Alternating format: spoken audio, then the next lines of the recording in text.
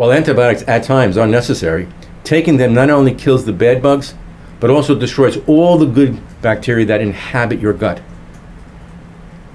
See, these good bacteria support your immune system, they regulate your hormones, make vitamins, they affect our mood, and they even regulate our genes.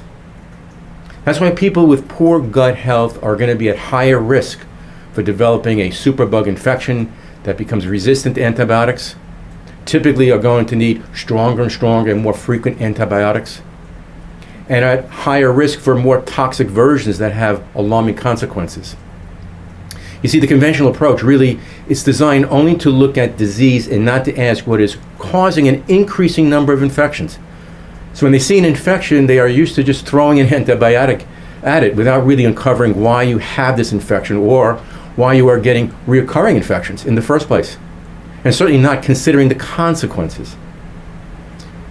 Dealing with recurring or ongoing infections such as sinus infections, ear, bronchial, urinary tract infections, and gut infections are usually a sign that your good gut bugs are in short supply. So instead of doing the proper gut testing, which many conventional doctors aren't trained at, they make matters worse by just dosing you with more antibiotics. Their job is to prescribe a drug. Their job is to treat the symptom, not the cause. So they'll often ignore the gut terrain, the hormone secretions, or the barrier systems that are in place to protect you. And will then just treat some other symptom that you will probably develop from an unhealthy gut, such as depression, and start medicating you for that. And they won't really run additional tests because they don't have time, and truly they're not trained to look at you as a whole person. Before you know it, you're taking 3 medications and increasingly stronger antibiotics, and unfortunately still feeling lousy. Look, your body wants to have an intestinal tract filled with healthy bacteria. It's an ecosystem, and it's called your gut microbiome. And what that means is your body is filled with life forms. And we want to keep the good ones healthy so that they can do this job of keeping the bad ones at bay.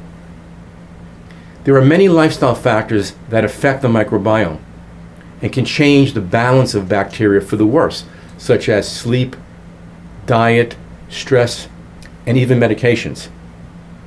Now, instead of handing out more antibiotics, we want to consider how to better create resilience toward infectious agents.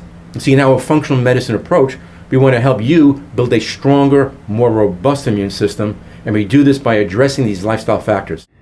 Hey, if you're finding this information interesting, but you would like to take a deeper dive and learn more about functional medicine, to find out if it's really right for you, in my experience, it's been transformative for so many people's lives.